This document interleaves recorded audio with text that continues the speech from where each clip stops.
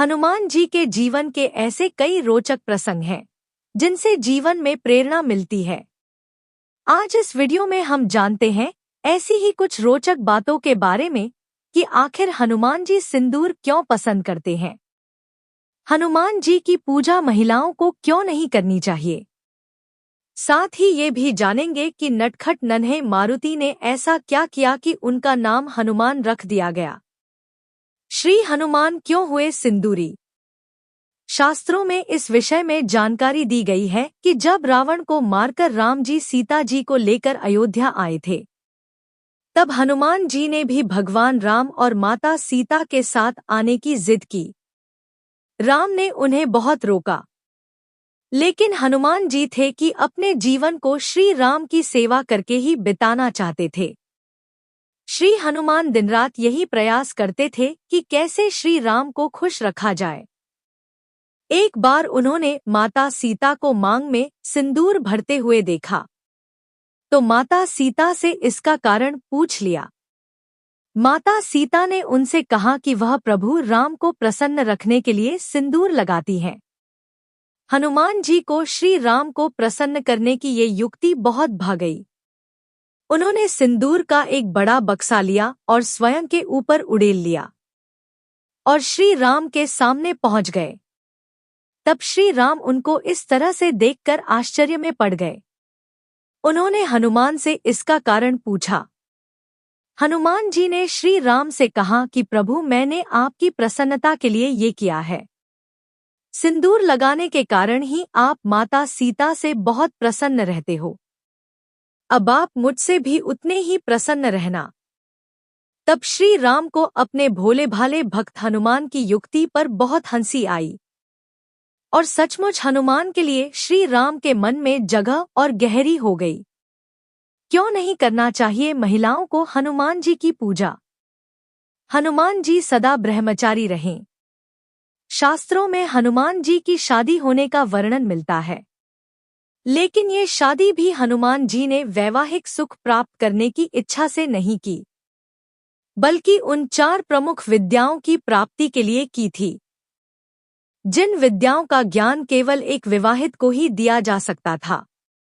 इस कथा के अनुसार हनुमान जी ने सूर्य देवता को अपना गुरु बनाया था। सूर्य देवता ने 9 प्रमुख विद्याओं में से 5 विद्या अपने शिष्य हनुमान को सिखा दी थी, लेकिन जैसे ही बाकी 4 विद्याओं को सिखाने की बारी आई, तब सूर्य देव ने हनुमान जी से शादी कर लेने के लिए कहा, क्योंकि ये विद्याओं का ज्ञान केवल एक विवाहित को ही दिया जा सकता था। अपने गुरु की आज्ञा से हनुमान ने विवाह करने का निश्चय कर लिया। हनुमान जी से विवाह के लिए किस कन्या का चयन किया जाए, जब यह समस्या सामने आई, तब सूर्य देव ने अपनी परम तेजस्वी पुत्री सुवर्चला से हनुमान को शादी करने की प्रस्ताव दिया। हनुमान जी और सुवर्चला की शादी हो गई। सुवर्चला परम तपस्वी थी। शादी होने के बाद सुवर्चला तपस्या में मग्न हो गई। उधर हनुमान जी अपनी बाकी 4 विद्याओं के ज्ञान को हासिल करने में लग गए। इस प्रकार विवाहित होने के बाद भी हनुमान जी का ब्रह्मचर्य व्रत नहीं टूटा। हनुमान ने प्रत्येक स्त्री को मां समान दर्जा दिया है। यही कारण है कि किसी भी स्त्री को अपने सामने प्रणाम करते हुए नहीं देख सकते, बल्कि स्त्री शक्ति को वो स्वयं नमन करते हैं। यदि महिलाएं चाहे तो हनुमान जी की सेवा में दीप अर्पित कर सकती हैं, हनुमान जी की स्तुति कर सकती हैं, हनुमान जी को प्रसाद अर्पित कर सकती हैं। लेकिन 16 उपचारों, जिनमें मुख्य स्नान, वस्त्र, चोला चढ़ाना आते हैं, ये सब सेवाएं किसी महिला के द्वारा किया जाना हनुमान जी स्वीकार नहीं करते हैं। बाल हनुमान ने ऐसा क्या किया कि उनका नाम हनुमान रख दिया गया। हनुमान माता अंजनी और केसरी के पुत्र थे। पवनदेव के आशीर्वाद से हनुमान का जन्म हुआ था। हनुमान जन्म से ही बहुत अधिक ताकतवर और विशाल शरीर वाले थे।